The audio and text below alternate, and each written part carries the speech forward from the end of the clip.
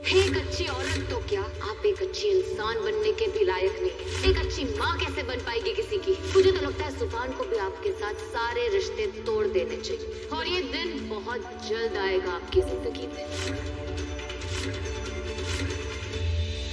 Wonderful shoot sir, congratulation.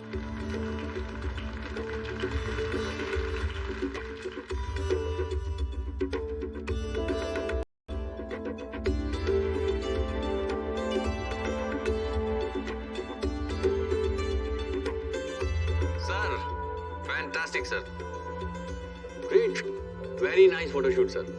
क्या बात है सर, वंडरफुल सर, क्या बात है।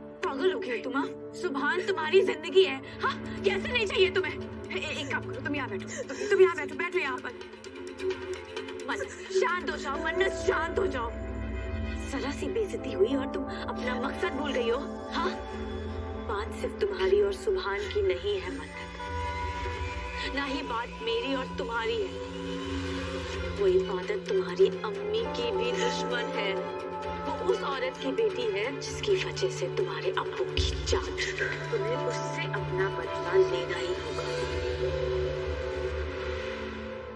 इतनी आसानी से तुम हार नहीं मान सकती हो मन्नत।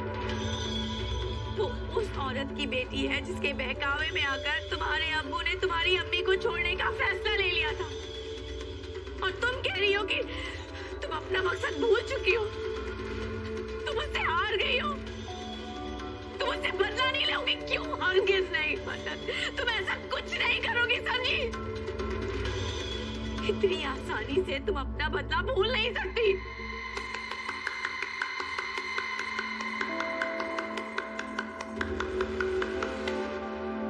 वाह फूफी जान वाह,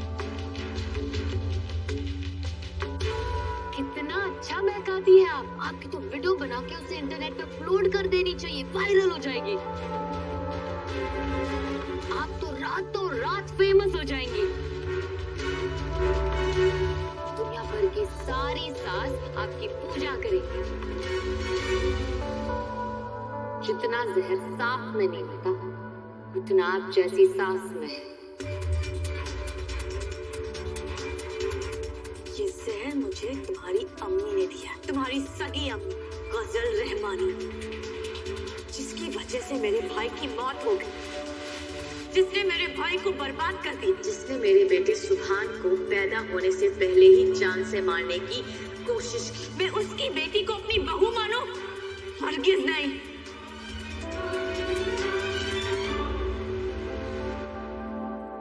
चलो ठीक है, मान लिया मेरी रगों में उस बुरी औरत का गंदा खून है, पर इसका क्या? इसकी रगों में तो दुआ अख्तर का खून है ना। फिर इसे क्या हो गया? ये इतनी बुरी कैसे हुई? मन्नत बुरी नहीं है, ये तो तुम हो जो उसे बदनाम करने की कोशिश कर रही हो, क्योंकि तुम्हारी रगों में उस गजल का गंदा खून दौड़ रहा है। तुम तुमसे यही उम्मीद की जा सकती। बिल्कुल ठीक कहा आपने। मेरी रगों में गजल रहमानी का खून है, पर उसके साथ साथ मेरे अब्बू हैदर अख्तर का भी खून है। मेरे अंदर मेरे खानदान की तहजीब है, जिसकी हिफाजत मैं दिन रात करती हूँ। और एक तरफ ये है जो अख्तर खानदान का असली खून है, फिर भी अपनी माँ अपने लोगों को शर्मिंदा करने का एक मौका नहीं छोड़ती। बहुत बड़ी गलती कर रही है आप इसका साथ देकर। सोचिए तो, जो लड़की अपनी माँ की नहीं हुई, अपनी बहन की नहीं हुई, अपनी नानी की नहीं हुई, वो आपकी क्या होगी?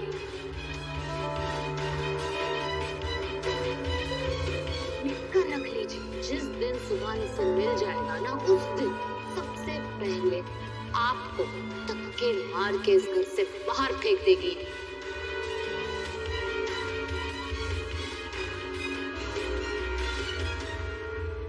अपना मुंह बंद करो, इबादत वरना क्या? खिचड़ी बनानी तो आती नहीं है, लोगों को बेवकूफ बनाना जरूर आता है। अपनी ही अम्मी को धोखा दिया तुमने। सुभान के साथ शादी हो रही थी जिस दिन, उस दिन उस गुंडे लफंगे फरहान के साथ भाग गई। तुम तो कुछ भी कर सकती हो, इन्हें तो तुम ओल्ड एज होम भेज दोगी ना। किस लहजे में बात कर रही हो तुम? खुद को मेरी बहू कहती हो ना, और इस सास का लिहाज करना तक तो आता नहीं है तुम्हें।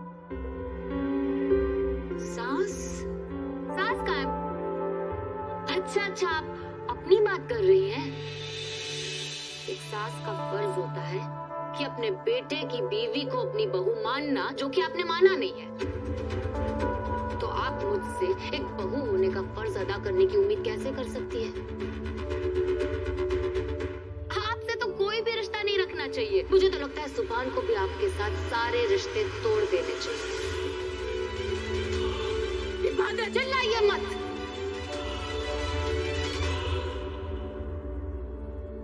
इतना सारा खाना किसके लिए लेकर आई थी?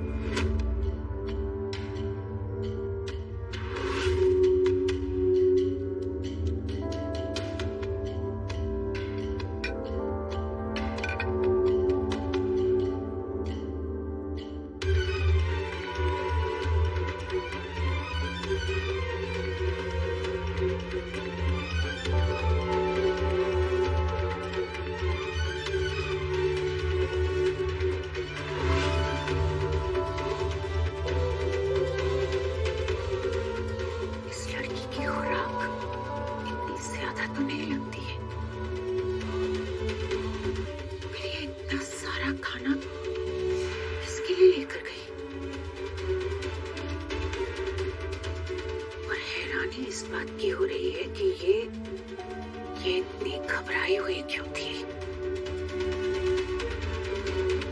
मैं तुमसे कुछ पूछ रही हूँ डॉक्टर साहिबा, तुम कुछ छुपा तो नहीं रही हो?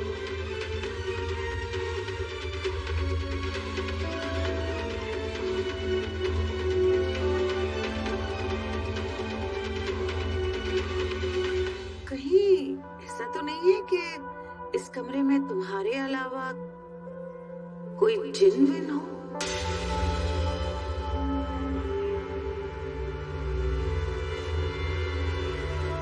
नहीं, कोई जिन विन नहीं है। मैं अक्सर डाइट पे ही रहती हूँ, पर आज जब आपके किचन में से खाने की जो खुशबू आ रही थी ना, उसने मेरे होश उड़ा दिए। मैं सूफी और अरमान से कहती हूँ कि मैं ज्यादा नहीं खाती, पर आज खाना इतना लजीज था ना कि मैं खुद को रोक नहीं पाई, इसलिए मैं ये छुपते छुपाते इतना सारा खाना लेकर आ गई। और इतना सारा खाना मैं अपने लिए नहीं लाई, मेरी ना एक आदत है, मैं खुद जितना खाती हूँ ना उतना ही गरीबों में बांट देती हूँ, तो इसलिए मैंने आप लोगों को इतना इसके बारे में नहीं बताया। मुझे लगा आप लोग क्या सोचेंगे, मैं कौन होती हूँ आपका खाना बांटने वाली, है ना।